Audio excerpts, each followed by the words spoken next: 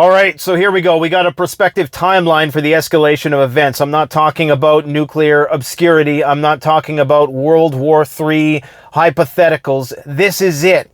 This is the final straw. The prospective timeline for the imminent escalation of this conflict is in autumn of 2023. Get a load of what Russian Foreign Minister Sergei Lavrov had to say. It's important to understand, if you're not familiar with this man, he is typically incredibly diplomatic, very measured and conservative in his statements, oftentimes far too circumspect for most people's liking, like many Russian diplomats typically are.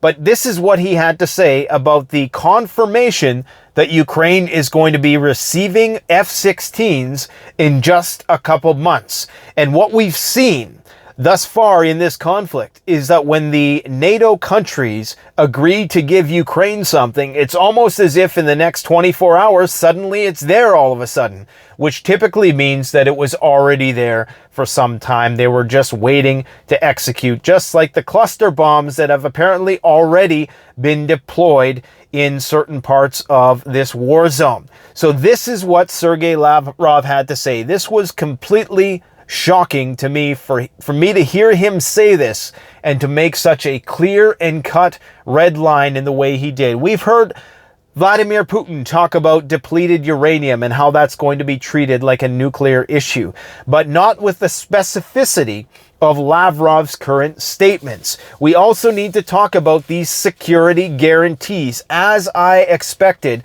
this whole dialectic about whether or not Ukraine is going to get into NATO or not is just a red herring. It's a distraction. The real question is, what is the difference between security guarantees and admittance into NATO? And the real deal is not a damn thing. I'm going to tell you why.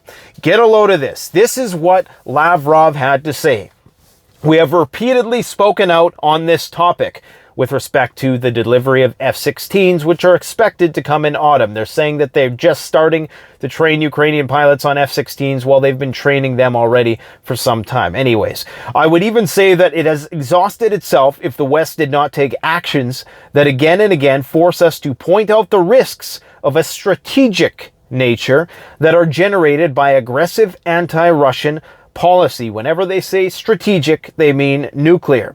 The minister said in an interview with a publication Lento answering a question about Russia's use of nuclear weapons.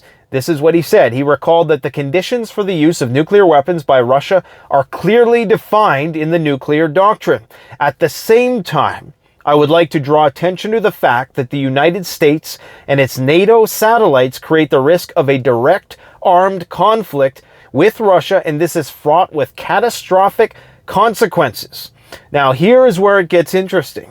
He said, just one example of an extremely dangerous development is the U.S. plans to transfer F-16s jets to the Kiev regime. We have informed the U.S. nuclear powers, Britain and France, that Russia cannot ignore the ability of these aircraft to carry nuclear weapons. He added, no assurances will help here. The minister explained that in the course of hostilities, the Russian military would not sort out whether each specific aircraft of the specified type is equipped for the delivery of nuclear weapons or not, meaning that they're going to have to interpret every single time these F-16s are up in the air that they are potentially carrying tactical nuclear weapons.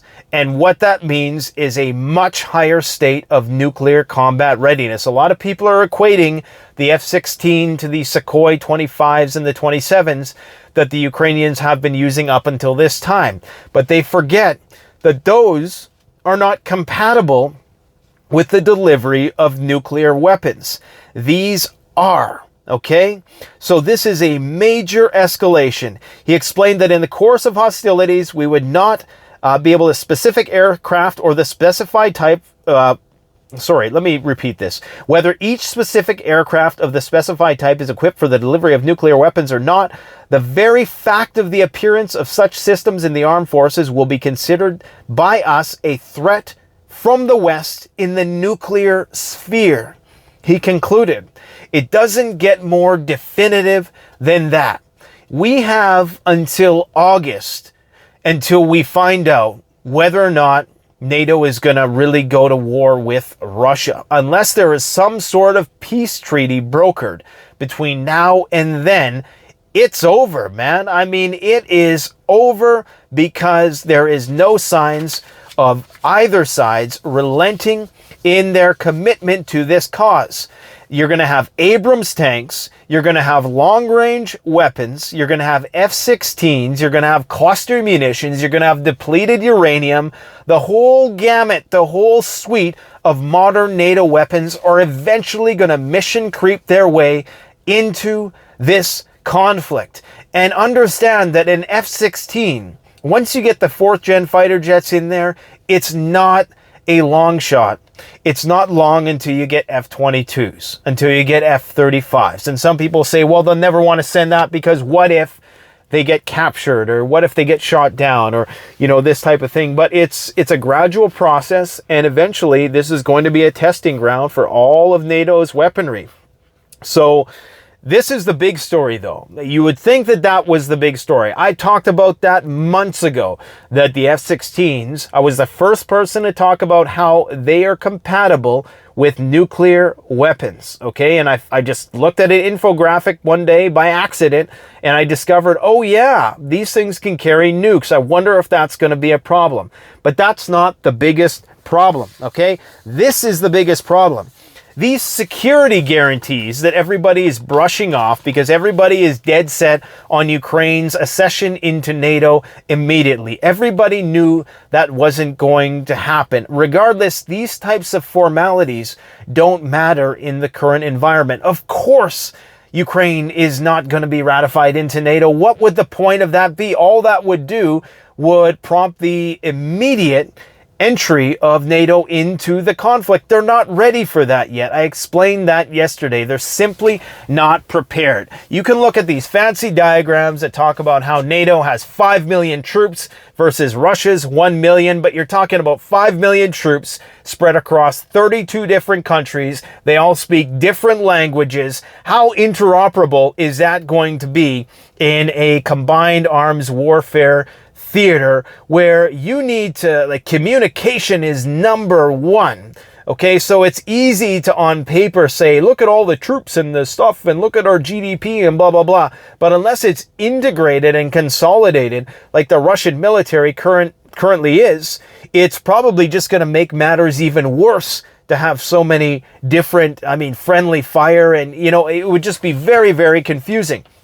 So while NATO has a degree of interoperability, you can't deny that the language barriers, the cultural barriers of all these different countries and the coordination and the logistics would just be a mess. NATO is not ready for this kind of fight, so obviously they're not going to integrate Ukraine into NATO right now. This is the big problem, though, okay? Now, while these security guarantees, and I'm going to read a bit of an article here, and you can go and cross-reference this information. This is all open source intelligence information that anybody can go and fact check, okay? Now, while this document, this security guarantee, is not legally binding, and while it evokes associations of the infamous Budapest Memorandum, all the more since it contains similar points, it is, however, fundamentally different. And this is why this security guarantee is fundamentally different. What it is that it obliges all NATO countries within the framework of the current war of the Russian Federation against Ukraine to allow for the provision of modern military equipment on land, in the air, and at sea, with a priority on air defense, long-range artillery, and long-range firepower, as well as armored vehicles and other key assets, such as combat aviation. They just throw that one in there at the end. We're talking about fighter jets, okay? Now, here is the real rub. Of course, military aid is still coming in now, but the treaty will make supplies stable, including in the event of a change of government. So what this means, that even if we elect new governments, this agreement is going to be adhered to no matter what. So even if Trump gets in, or even if some other president gets in, they've locked it in so that World War III is damn near guaranteed. This is absolutely insane. Third, the G7 has committed to sanctions against Russia, and get a load of this, such as seizing assets which will remain frozen until reparations are paid. So these people have lost their mind. They think that they're going to bring Putin to The Hague with the International Criminal Court. They think that Russia is going to pay reparations. They think that Russia is going to concede the annexed territories and let F-16s that are nuclear capable fly around wherever they want in this airspace without it going to DEFCON 2. It is absolutely insane. And most importantly, part of this security agreement is we will provide security assistance and advanced military equipment on land, air, and sea with a priority on air defense. Like I said, armored vehicles and other key assets such as combat aircraft, and by promoting increased interoperability with Euro-Atlantic partners, i.e. preparing them for the official formal integration into NATO. Now get a load of what NATO is planning on doing, or what they're ready to do, so they claim. NATO intends, if necessary, to transfer 100,000 soldiers to Poland. Where they're going to get them through, I don't know. How interoperable are they going to be? I have no idea. But according to Polish President Duda, he said, I can explain what is expected. If there were an attack, for example, if there were an attack, I wonder if that's foreshadowing. 100,000 NATO soldiers would be sent to our territory for immediate defense. According to him, these are postulates which are approved by NATO within the framework of the defense plans. You know, those Cold War 2.0 plans that they've revised recently. I mean, guys, they're getting ready for World War III right before our eyes. This is not some obscure prophecy. This is not nuclear alarmism. This is it. F-16s, Abrams tanks, and all that stuff, they're ready to open the floodgates this autumn. And let's just hope that there's no extremely cold weather this winter. Otherwise, you are going to see inflation go through the roof. Oil and gas, that strategic oil reserve, it's still going down. Okay? Countries are still hoarding gold. You have countries, I was reading an article on Peter Schiff's website today, they're starting to repatriate their gold in record numbers. They're not storing it in London anymore. They're not storing it in these countries that were once thought to be secure. They want their gold back. Possession is 9/10 of the law. So you have a motivation now. You have a prospective timeline for the imminent escalation of this conflict, and it is autumn of 2023. That doesn't mean that the nukes are going to start flying in autumn 2023. It just means that you're going to have F-16s in the air, which are going to be putting Russia's strategic forces on increased states of alert, heightened states of alert, and that could lead to accidents. This whole nuclear stuff, the nuclear power plant stuff, it hasn't gone away. Typically what happens with these things is it's a big story, it kind of goes away for a bit, and all of a sudden, a few months later, there's an accident, because we were all primed for it, we were ready for it. There are so many possibilities, so many points where we could see potential accidents happen, whether it's in Belarus with the Wagner, with the tactical nuclear weapons, whether it's the several other nuclear reactors that are currently in Ukraine right now. It could even be Russia's nuclear reactors. A story that went completely unreported was just a few days ago. There was an alleged attack against one of Russia's nuclear plants with a Storm Shadow missile, not with a drone that the Ukrainians made in their basement.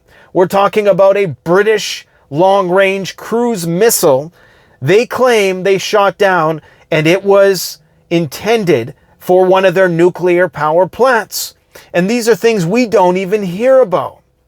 So, is this war going to escalate? Is all this talk about we're abandoning Ukraine. And, you know, you see the memes with Zelensky sad because he's a little socially awkward and he's the only guy not wearing a suit. That's all nonsense. That's copium for the Russia bros. NATO is gearing up for war. What comes next is war mobilization. What comes next is a war economy, something I spoke about last year. The only way you get yourself out of the coming recession and the depression that we may well find ourselves in is with a war economy. That's how they got themselves out of the dirty 30s. Everybody started building weapons and they blew everything to smithereens so they could build it back. Unfortunately, after World War III, so I've been told, it's sticks and stones. So we're not going to have the tools to rebuild. You have a few months to get your shit together before this thing really pops off. This is actually a good thing because this gives us a clear goal in order to get things straightened out, get your affairs in order. Oftentimes, when we're talking about the risk of nuclear escalation, it is obscure because there's a lot of unknowns. There's unknown red lines. This is clearly a red line that Lavrov has articulated.